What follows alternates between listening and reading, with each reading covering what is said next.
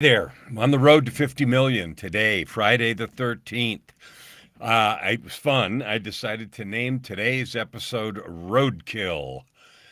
Not because anybody's dead, or at least not that I know of, and not because I'm making light of roadkill, but because sometimes you feel like that in your work. I do. There's a line from a song, sometimes you're the windshield and sometimes you're the bug. I think that's Mark Knopfler, the Sultans of Swing, but I'm not sure. Anyway, sometimes you are the windshield and sometimes you're the bug. And I was on a podcast episode this morning. I was a guest on someone's show, and this show was focused on helping entrepreneurs change mindset to understand what they can do. The focus was creating income and impact with your gifts. Well, that's my wheelhouse because if you want to, now I'm not suggesting everybody that breathes air is trying to create income and impact. There's some group of people, and this fellow was asking me about those folks that just barely survive every day. They have to work all day long, really hard, just to survive and have enough food and clothing. I'm thinking of, a lot of places where there's poverty. I'm thinking of the war in Europe, all kinds of stuff. I know that there are those places. And in that situation, that's paramount. Even in situations of pain or poverty or struggle, we we always have a choice about how we do things. I'll give you an example. I have a friend. I have a friend from grade school. We played the trumpet together in sixth grade. And that fellow is right now on a mission for the church. He's serving in a place where there's a staggering amount of poverty, real significant, want. And by the standards of the Western world, I'm in Canada, you may be in the US or Canada, a lot of Western European countries, we're just wealthy beyond measure. And those folks there are not anywhere near that and struggle sometimes to have enough and have enough employment and stuff like that. Yet his messages that he posts and things in incidents that he shares talks about there being a lot of just joy and happiness among the people. In other words, they are happy living in a circumstance where by standards that we have here, gee, they're poor. And we think sometimes, and therefore they must be unhappy. It's just not true. Happiness is not correlated to wealth. Now, if you're starving and your body is in pain, I'm not talking about that. But it certainly isn't correlated to the creature comforts that we have so in an entitlement way become accustomed to. Anyway, on this podcast this morning, we were talking about folks like that, and then we were talking about just different layers of people, and we talked about how to create an income and an impact with your gifts. And I'm going to take apart some of the things we talked about there. But first of all, impact. If I have to work all day to make ends meet, and there have been times when I have had more than one job, and I'm not pretending I've ever lived in places where went hungry, because I haven't had that experience. I have intentionally fasted, but I've never had the experience where I didn't know where my next meal was coming from. I know some folks like that, but I have not personally experienced that. But I have had life where I was terrified that I would die the next moment, where was terrified I would get arrested the next moment, where I was terrified my life was in danger from external circumstances. I know what that feels like. And here's what I know. Even in those moments, I get to choose how I approach life. I refer often to the circumstance of concentration camps in World War II and in other places where people choose how to deal with those circumstances differently. Viktor Frankl wrote the book Man's Search for Meaning, and people talk about that a lot. And even in life-threatening circumstances, he reports that there were people who mourned and were beaten down by the circumstance, and he reports that there were people who went around lifting the spirits of others on purpose, even in those terrifying and sad times. So that was a choice. There was nothing magic about those people. Well, I don't know. Those that got cheered up probably thought they were magic and life givers and purveyors of light and love. But that's the point, isn't it? So even if you're the bug, which sometimes happens, and maybe it happens 2 or 3 times a day for a while, and you feel like you're always the bug, not the windshield, and you get squashed, your choice is to just be beat down or to choose how you see that. I'm not pretending those circumstances are easy. I'm not pretending that it's automatic to jump in and say, what's the gift here? Or find the pony in the pile of poop. I'm just observing that it's a choice, and I observe it from having been on both sides myself. I have failed miserably and been a failure and been all the things that you know, and chosen poorly where I blamed everything around me and others and circumstances and so forth, and created a lot of misery for myself and others. And I have also chosen to look for the gift in every circumstance. So let's get specific.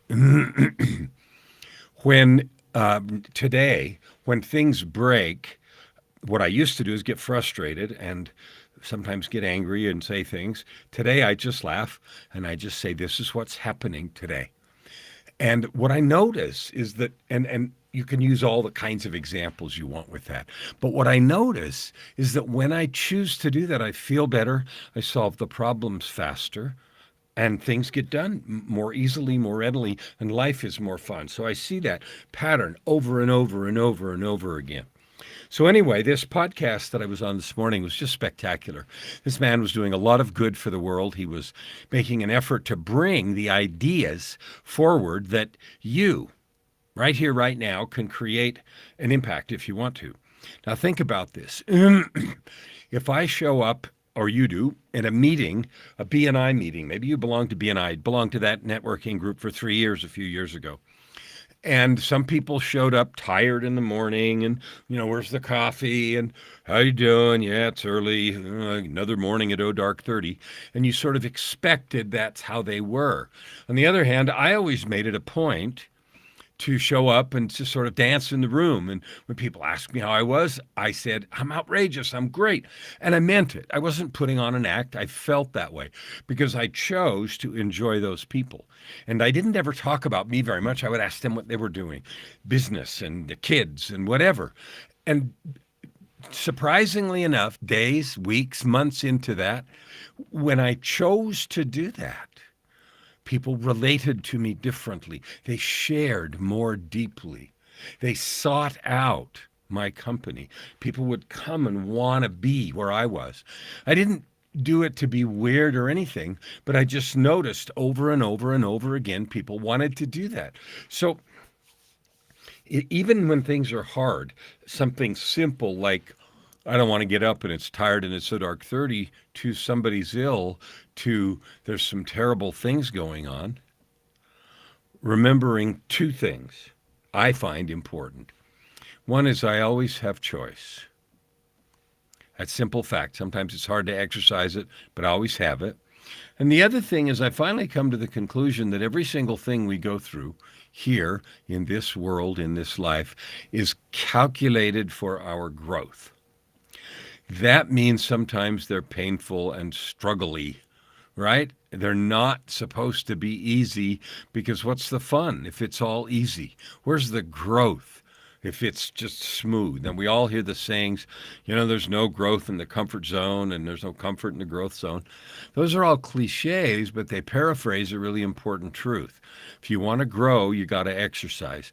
No pain, no gain is one way that's said. And it's true even in the creating income and impact. So he asked me a question, what about someone that has all this work?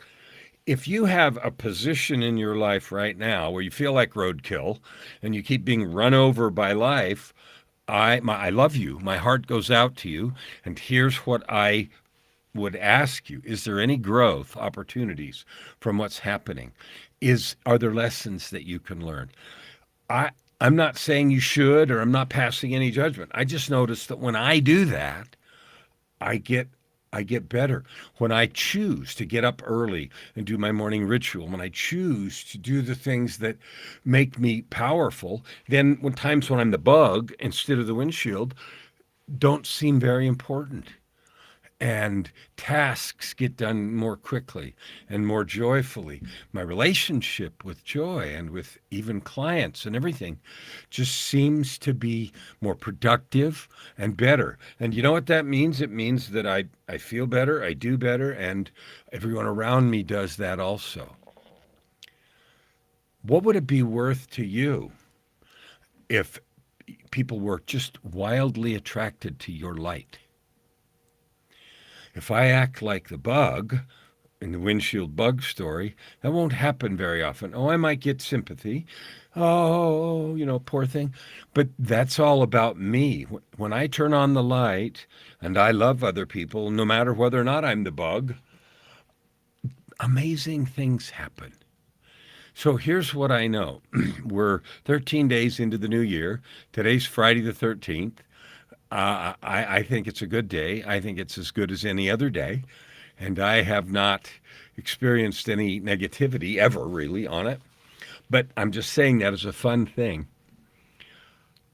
I'm going to challenge you right here, right now, to make a decision to love yourself every day, no matter what happens, even if you make mistakes. Get up, clean it up, fess up, recommit to your ideals and your goals. Nobody writes stories about those who give up. We can always do that. And maybe we all do sometimes for a day, a week, a month, or a year. But no matter how long you've been giving up or where you're at right now, your opportunity is to get up right now.